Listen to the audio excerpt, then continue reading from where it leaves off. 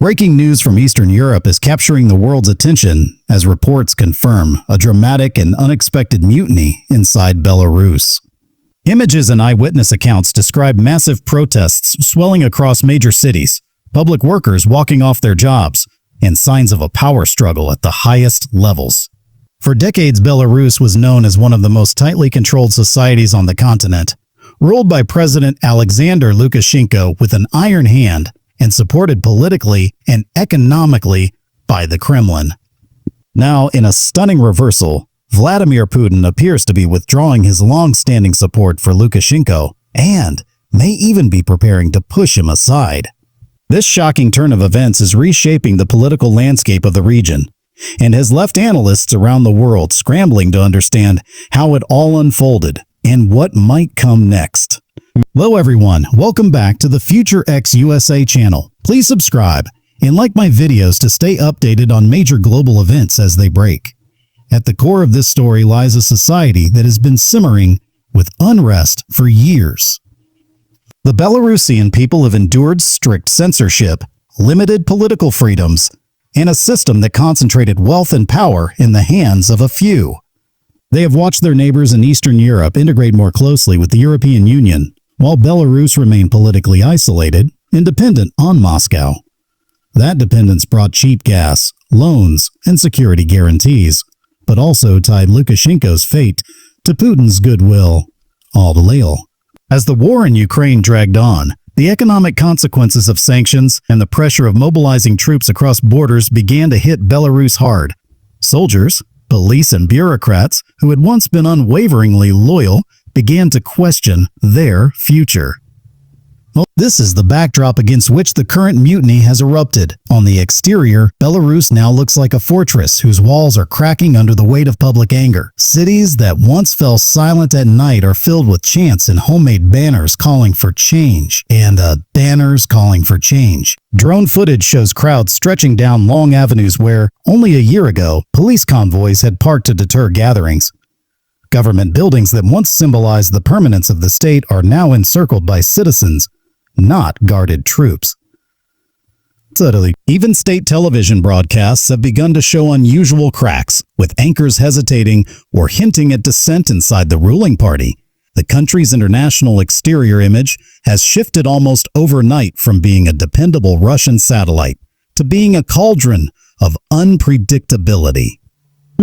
For ordinary Belarusians, this exterior view matters because it shows them the world is watching, which emboldens their protests further. Inside Belarus, the interior power dynamics are changing quickly and dramatically. For decades, Lukashenko cultivated a tight circle of security chiefs, ministers, and oligarchs who owed their positions to him personally. That inner circle functioned like the interior of a machine that powered the entire regime. Now, leaks from government insiders indicate that meetings are tense and divided. Some officials have resigned quietly, others are communicating secretly with foreign diplomats, and still others are trying to position themselves as potential successors. The presidential palace once represented absolute control. Now it is described as isolated and heavily fortified, with Lukashenko reportedly unsure which of his aides he can trust. This short glimpse of the interior is enough to signal that the unity that kept the system functioning is gone. The performance of both the Belarusian government and the Kremlin is under heavy scrutiny.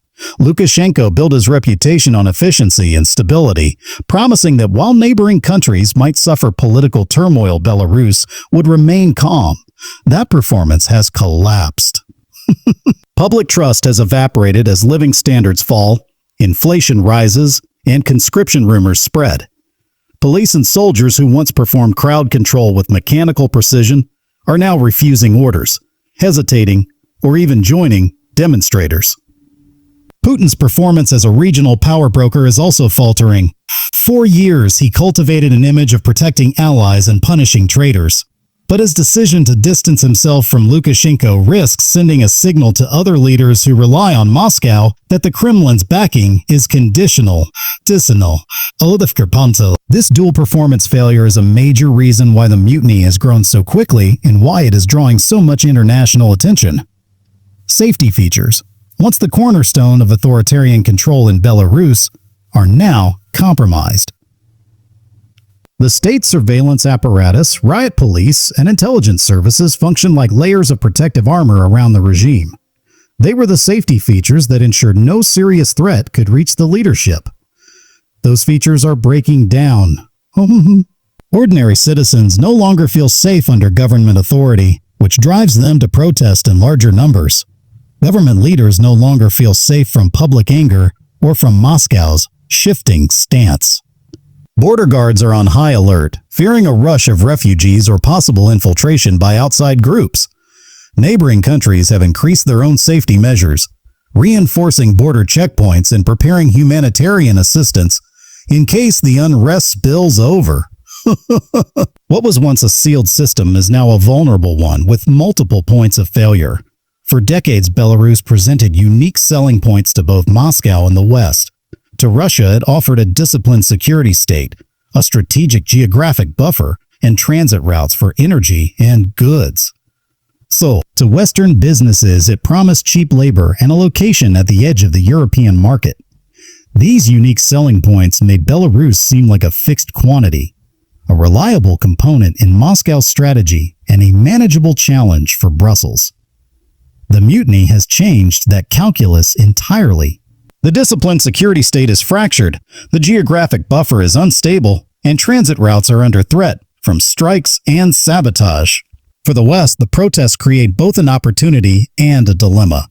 An opportunity to support democratic change, but also a risk of further confrontation with Russia if Moscow intervenes militarily.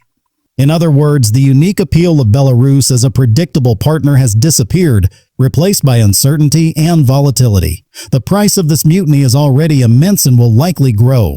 Economically, Belarus faces a collapsing currency, a credit downgrade, and the flight of foreign investment. Russian subsidies, which have long been the lifeline of Lukashenko's government, are rumored to be on the chopping block. That means fuel costs, food imports, and wages for public employees are all under pressure. Politically, Lukashenko's survival will come at a steep cost. He may have to bargain away significant portions of national sovereignty to Moscow in exchange for protection, or he may face the prospect of exile. For Putin, turning on Lukashenko also carries a price. It undermines the perception of Russian loyalty and may encourage other leaders in Moscow's orbit to hedge their bets by building ties with China, Turkey, or the European Union. For the Belarusian people, the price is measured in uncertainty about their future, potential violence on the streets, and the challenge of rebuilding institutions once the crisis ends.